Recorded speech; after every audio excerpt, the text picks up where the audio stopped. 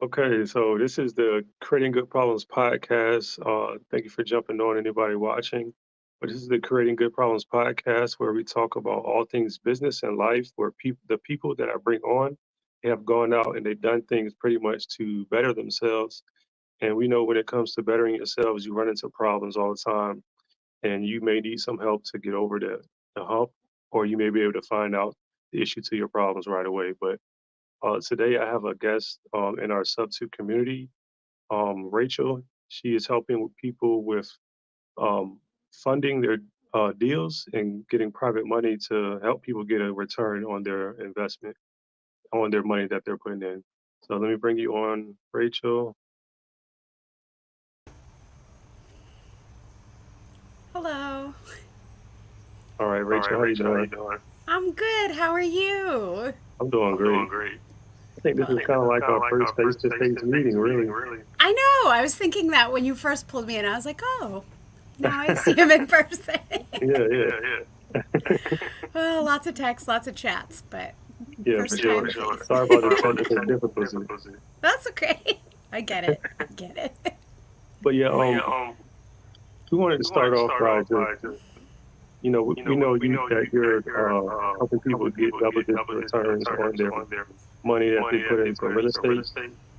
But But I want to I start want to off start by off by asking you, asking how you, did how you did kind you of get kind of get started started in real in real estate? estate? Well, I, it goes back a little ways. I was looking to change careers, actually. I used to be a manager at REI, an operations manager. It's an outdoor retail company. And Mm, when COVID hit, I was kind of feeling like, I don't really want to stay in this career path, and some of the opportunities I had went away because of COVID. So I started thinking, like, what do I want to do? And I was like, I really like numbers. um, I have a house. I was like, I wonder. So, and I had a couple friends in the mortgage industry. So I just started calling around and asking people questions. Um, and eventually I wound up as a mortgage loan officer. And I didn't want to do it. I wanted to be in the mortgage industry, but I did not want to be in the sales side of it.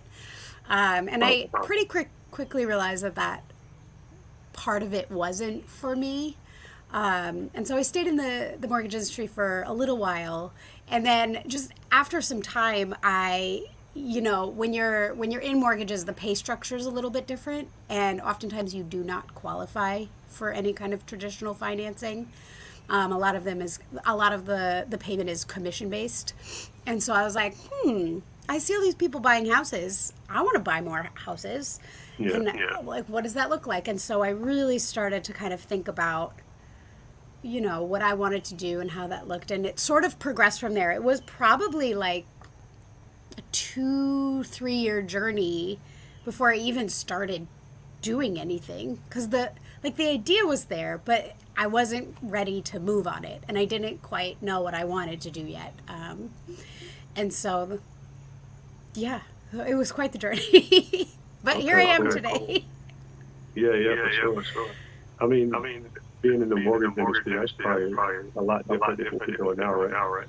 Oh, yeah. Oh, the mortgage industry is very, very strict. And there are so many things happening. But at the same time, it prepared me for where I am now, right? Real estate or any kind of business owner can tell you nothing ever goes the way you think it's going to go. Like, nothing Hmm. ever goes right.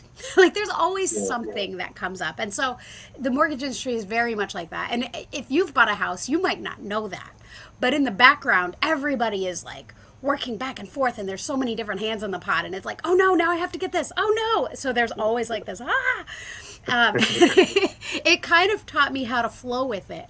um, and it also taught me like how to manage my pay as a self-employed person in a way. And it made, like, when I first started, I was like, never ever ever will I be an entrepreneur. And I guess never say never, because now I'm a full-time entrepreneur. exactly. Yeah. So, So in the in mortgage the mortgage industry, industry, the people the that people that qualify, that qualify, can't that can't usually usually qualify for qualify those for loans, those did you loans, did you guys, guys, when you were when you doing were that, did doing you that, did send you them send them to somebody where maybe they get credit repair or something like that, or it's just like they don't qualify to go like that way. That's it. Yeah, so there's all kinds of different reasons that people don't qualify for loans. Sometimes it's credit, sometimes it's income, sometimes it's the amount of other debts that they have. And I kind of got to a point where, like, I still do this today. If I see somebody driving a really nice car, I'm like, oh, look, they're driving their house payment, because it counts in your debt to income. So that's just like a little snippet of how my mind now works. Okay. But there were all kinds of options. But for me, like, I didn't really qualify in any way because there are different kinds of loans out of like your conventional and your FHA and your VA loans. There's DSCR loans, there's first time investor loans. So there's lots of different options, but I hit a point where I wasn't qualifying for any of them. And the interest rates are really high if you follow the mortgage industry or the real estate industry, or even if you don't. Like, pretty much everybody knows interest rates have gone up. And so I was like, well, what do I do, and how do I do it in a way that makes sense for me? And I actually started looking for deals for myself. And I don't know whether it's like, it's called analysis paralysis. So it might have been a lot of analysis paralysis. And I kind of hit a point where I call it digging in my brain. And sometimes an idea will hit me and I don't quite understand it. I don't really know where it came from. But this idea of lending money, I was like, why don't people lend money to each other? And I was like, what does that look like? Like, why don't people borrow money from their friends? And I get now, a lot of people don't lend to their friends, but people do. And so I spent a lot of time thinking about that, about a year and a half, I would say. And I finally met somebody who was able to explain the lending side of it to me from a private money perspective that made sense to me. I always found it hard to find that kind of information. And so that's where the game changer for me happened. I was already like, well, I'm not finding any deals, so maybe I can like lend my money on a deal to at least get my foot in the door and start figuring out what it looks like. How does that work? And that's when I started sort of in the private money lender, the PML world. Okay. And that person that you said explain it to you, were they like a spread them over type of thing, or it was like a meetup and introduce yourself to people? So I was looking around for opportunities, and she had just moved to Richmond, and I found her on Facebook. So I actually wound up reaching out to her, and I realized, and I'm sorry if there's a loud noise in the background. There might be an airplane flying by. But so I reached out to her and I just started asking her questions. And essentially what she was doing and what I now do is like connecting investors with people that wanted to lend their money for higher returns. And so we talked a few different times, and she started kind of presenting me with opportunities and different deals. And there were a few that I turned down. And finally she brought me one, and I was like, yeah, like I underwrote it, I took it, I was interested, and I was like, let's see what it looks like. And once I confirmed for myself that the numbers were good, I met the investors and we kind of went through the deal, and I decided to lend on it. And that's how I really got started. And then on a whim, I asked her if she ever taught what she did. And she was like, well, actually, I'm looking for somebody to help me with some operation stuff. And if you are willing to work with me, I'll teach you what I know. And that's when I started working with her and for her company. And that's how I started the capital raising side of things. Yeah, it's been fun. Yeah, I mean, that's a good connection to have for sure. Yeah, well, and it made me feel comfortable, and it also made me realize the reason I used her as a PML, and I'm the full advocate for using somebody else to help you facilitate these things, especially if you're newer or don't really know all that much about real estate but want to earn the double-digit returns. It's like, once I went through the process, I was like, oh, that was easier than I thought. I was Yeah. so scared of the deed and the promissory note and the insurance and making sure everything was recorded. And once that happened, I was like, oh, this is not so bad. But at the same time, I knew there was somebody with a team in the background that was talking to these investors and underwriting the deals. And so there were so many steps in the process. And I really think that's why a lot of people do decide to lend with us, because it's like, oh, there's that little bit of extra security there of For like sure. other people are doing this full time. And it takes a lot of work to find investors and find private money lenders, and then find people that are looking for the same things and then connecting them. Yeah. And so we can kind of take out some of the stress that people normally go through in these situations. For sure. All right. All right. And so, for people who don't know, can you just kind of explain briefly what just a private money lender is? Some people may hear that and they may think you got to go to, a bank or something like that. Just kind of explain what a private money lender is for people that may not know. Yeah. So a private money lender can kind of hold several different hats, but the simplest way I can think to explain it is, say I have $25,000 and I want to lend it for double-digit returns, and I want to figure out how to do that. And so I will find, and this is me if I'm doing it myself, right? Then I would go and find an investor, and maybe they're looking for $25,000 in renovation costs. Maybe they're looking for some kind of bridge loan, which is like a shorter term loan. Maybe they're looking for down payment. What I then do is I take a look at the deal and I make sure that the numbers make sense, right? So if they say they need $25,000 for paint, flooring, and roofing, I say, okay, what are the general costs of that, and is that accurate? And then I say, okay, how are they going to pay me back? So I kind of like look at all of those steps. And that's when I say underwriting a deal, that's what I'm talking about. But essentially, I have this money, I look at a deal, I say I can lend it to this person for a certain percentage rate return.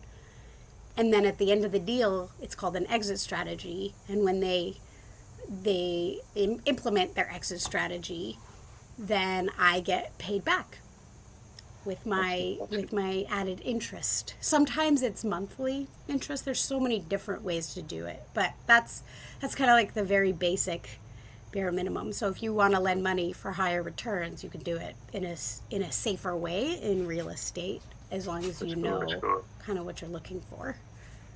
Okay, cool.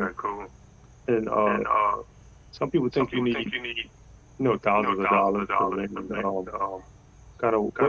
What kind of numbers are you looking at for getting private money lenders on?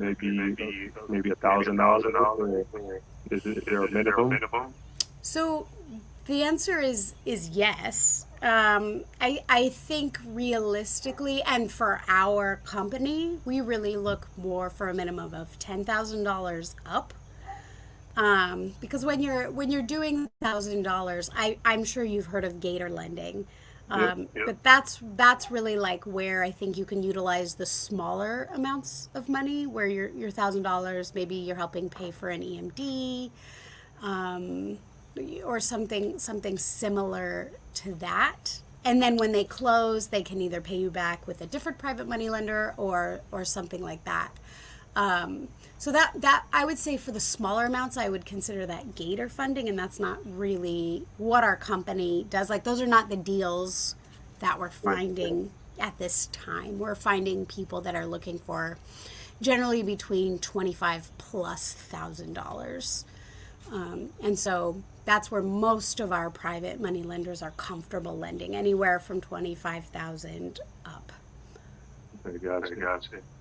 Yeah, I mean, that's the best way to go for a lot of people. The more you invest, of course, the more you get in return, of course. Exactly, exactly. But you know, not everybody has $25,000. So some people start at that $1,000, and I'll be And also very honest with you. I can see the more I'm dealing in the community. I'm a fan of learning something kind of completely before you move on. And so I'm seeing gator things, and people are asking me questions, and I'm starting to ask more questions. I'm just not actively seeking it out because I'm really fine tuning the private money lender side for me and also my company, because I have kind of two different facets where I private money lend, and then I also help connect private money lenders. okay, gotcha. And so that's kind of my focus right now is that 25,000 plus or 10,000 plus. Okay, gotcha. All right. So for protection, when you get a lender, can you just break down how private money lenders are protected when they bring their money to you to lend on deals? Yeah. So essentially we go through title, and there are a couple of different main things for protection. So there's a promissory note, which our transaction coordinator fills out, and it has essentially all of the information, the loan terms, that gets recorded with title. And then on top of that, we have title record the deed. So when the investor goes to close on the property, our private money lenders are going on the deed as a lender, and essentially it's saying, like, if they need to file some kind of lien, they can. And so those are two things that are immediately helping protect our private money lenders. And then another added level that we usually do, especially if it's in second position. So if our private money lenders are in second position, oftentimes we will require some kind of personal guarantee. So essentially, the investor is saying, if I don't pay this back, I am guaranteeing that this other property is going to be, like, you can utilize that to help pay back. And for me, it's always a red flag, especially in second position. If somebody is fighting me on using a personal guarantee, in my mind, I'm like, why? Because if you think you're going to pay it back, no problem, you're going to have no problem sending that personal guarantee. But if you do have kind of a problem, it speaks to either your experience or your fear a little bit, right? So I'm always cautious of things like that. And if somebody seems really apprehensive to do something like that, then I'll often just turn them down, because I'm not just looking for somebody's willingness to repay, but I'm also looking for their ability to repay, and vice versa. And so, if they're feeling at all apprehensive, I'm never going to intentionally put a private money lender in any kind of situation where they're not going to get paid back. So everything that I send through, I would myself lend on. And those are kind of the protections. And then there's insurances. So like if somebody is doing a flip, they always get added to the insurance. Same if it's a subject to, like, say it's a longer term private money lender, and they're going on a subject to property, and they're getting an interest rate. They just go on the homeowner's insurance. So if anything happens, that everybody knows that the private money lender needs to be paid out as well. They need to be paid back for their investment with their returns. Okay, cool. So you're pretty much connecting people to the guys that are doing the work that need the funding, right? Mm-hmm. Yeah. Gotcha. Okay, so what kind of tips can you give someone that might be interested in lending to people, like, as far as tips? I mean, like, because you're connecting people that have money and you're bringing it to investors that are doing flips or doing other projects. Are there any type of tips you can give them to bring their money to the table? I'm not sure if you understand the question. For the lenders, for the private money lenders, Yeah. like what to look for. Yeah. So, basically what to look for when they're, basically what to look out for when they're bringing their money to the table, where that they might need to be cautious of, maybe. Well, I think it's really important to have conversations up front. What like the what ifs, if you will, um, Hmm. and really ask the questions. What if you can't pay me back in time? What happens if something goes wrong with this deal? What happens if we get in a disagreement? How are these things going to look? And so I always find upfront conversations with as many questions as possible are incredibly important. And I know Pace Yeah. Morby is coming out with something. He actually did a Zoom last night where he was talking about JV agreements and how many what ifs you should have before you even sign a JV agreement. And I actually really like that because it's like, what if something happens? Do we go to mediation? Do we go to arbitration? What if your house burns down? What if you go bankrupt? Like, because it's real estate, right? Anything could happen. So the more what ifs and the more questions you can ask up front and document it, right? Not just put it in words, but also put it into documentation, the more protected everybody is going to be, because it's not going to it's not going to turn into a he said, she said. It's going to be, well, you guys discussed this ahead of time and Yep. here is everything, right? And so I really think that is one of the most important things. And I think people get really excited and they lend on things, but they don't ask why, what if, how is this going to work? Yeah. Or people might feel a little scared because you feel like you're kind of digging into somebody's business. But I always say, well, it's my money. I'm lending it. It's a huge risk. How do I mitigate that? And how do I ensure that you're going to pay me back? And if I have a question and you're not comfortable answering it, that's okay, but I don't have to work with you. Yeah. you know? And same things for investors. Like, they want to make sure their private money lenders are going to be able to work with them and not yell at them. And so you have to kind of find the sweet spot, if you will, of how to work together. And 99% of the time, everything is going to be fine. The private money lenders are going to get paid back. And another thing with investors is I look at, have they paid private money lenders back before? Like, do they have a good history of paying people back? Or say they had a deal that maybe went upside down. What did they do and how did they pay that private money lender back? Maybe that's never happened, but maybe it has. We have a deal right now, and essentially I was asking the guy, what are you going to do? And he said, I've built a relationship. There's no issue yet. We're just closing it. But I'm asking the what if questions, right? And so I was like, what if this property doesn't sell in 6 months? How are you going to pay this private money lender back? And he has built a really solid connection with his local bank. He's like, I'm just going to refinance it, Rachel. And then on top of that, he has all this business credit that he has built up. And so I know he has that money already. And so the likelihood of there being no issues is very high because he has all these plans in place already. Even if something happens with the property, which I don't foresee. But again, it's those what if questions, and it's okay to ask them, and it's certainly a good thing to think about them.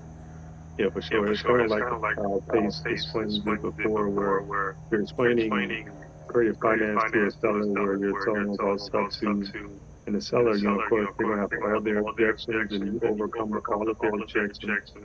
But they may have some questions that they're not asking. So bring those questions to the table, like, hey, can I give you some questions that you're not asking, making them a little bit more comfortable, and just breaking everything down for them so they know that they're fully protected, their money's going to the right place. Majority of the lenders, not the lenders, but the people that they're lending their money to, they paid back their money on time in the past. So that's a good that you do that. Yeah. Well, and if you think about it, some of these people are bringing their whole life savings, right? They're bringing money that they've spent 20 years to save, and they're trying to grow it with real estate. That's a big responsibility for an investor, and I want to make sure that any investor that I'm working with or that anybody else works with is really up to that task. So I don't have another 30 years to save that much money. That other PML doesn't have another 30 years. Yeah. So those are big things, and they're legitimate concerns, and there's certainly things, and that's again why I like using somebody like us, because we are looking at it. We're looking at different deals all the time, and we're talking to people all over the time. And there are people that I deny just because I don't feel like they're a good fit and they don't fit the core values of our company. Yeah. That's fine. Maybe they do pay somebody back. Maybe they don't, but I'm not willing to risk it. So No, I no, turn no. down. I say I turn down money all the time in order to protect other people's money. And I feel much better about myself as a human being doing that than I ever would, playing games with somebody else's money. So my number one value is always to make sure that the private money lender is treated really well and paid back. Very good. All right. So, I appreciate break it down what you do, highlight your business, and how you're helping people definitely get those good returns on their money. So the other part of this podcast, we like to talk about real estate horror stories. It doesn't necessarily have to be a horror story, but can you give us something that you might have went through in the past that you ended up learning from, and you're now doing better at it? Yeah, literally all of the time.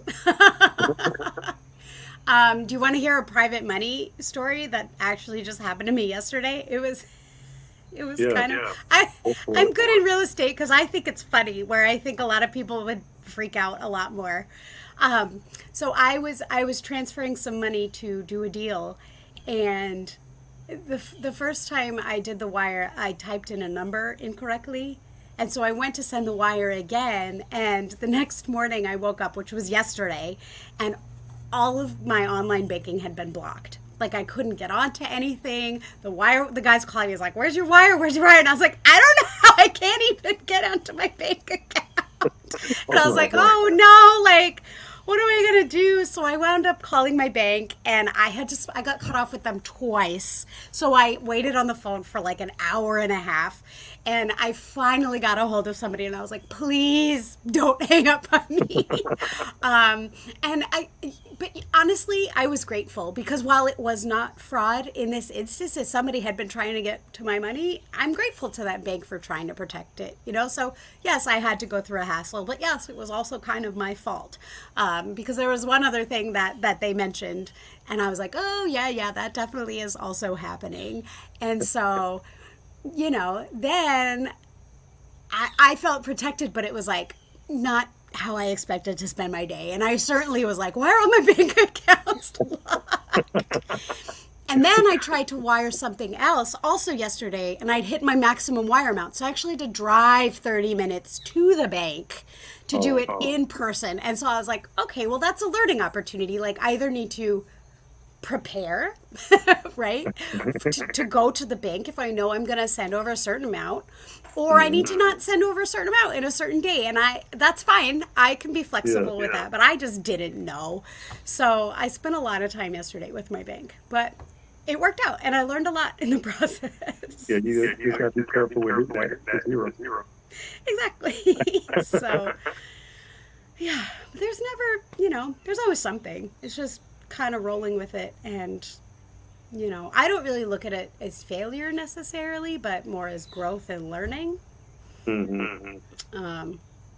And sometimes you do fail, and then you keep going anyway, because that's how you learn. Exactly. So, And that's kind of why I have the intro to the podcast like that, because our podcast is creating good problems. So, of course, you're going out and you're doing things to better yourself, but you're running into those problems, and you're overcoming them. I could tell you a story literally every day of the week of something that happens. Even today, like, things happen, and you kind of just have to learn to roll with it a little bit. And just know that it's going to be okay at the end of the day. Yeah, for For sure. sure. Well, I Well, really I really appreciate you appreciate you coming on coming on here, here, talking with me talking with me today. You got today. a You little got a bit of little bit history of in the history in the beginning, but beginning, but I feel like I we feel did like we good did on good this. on this. Yeah, I appreciate you having me, and I look forward to seeing your face again. Yeah, yeah, Yeah, for yeah, sure. for sure. We I gotta I gotta attend more of attend these more of these meetups meetups and and Come on get out. out in the get out in field the more. field more. Right? Come on out. I could see you. You're busy. I could see Hmm. you doing your own business and your own stuff. So I get it. Yeah, Yeah. Okay. but yeah, I But yeah, I appreciate you appreciate coming you coming on. on.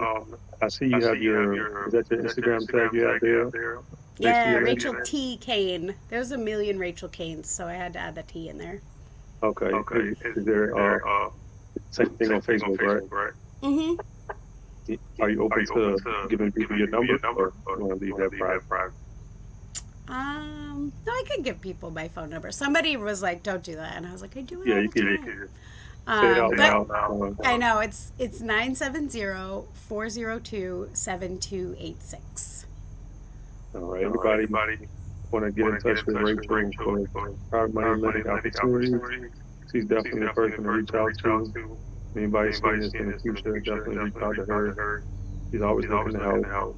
So, So, reach out to reach me out as to me well as if well you if need you any need help any with help any with any deals in the deals in the Hampton Roads Hampton Roads area. area. Rachel, she Rachel, does she the does same the in same this in area. this area. So, So, both of us both can of us help can you help you guys guys close your close your deals deals and get some and get deals some done. deals done. So, So, let's do it. let's do it. Woo! All right. All right. I I appreciate you, appreciate you, and you and enjoy you the rest enjoy of the your rest day. of your day. You too. Bye bye. Bye bye. Bye.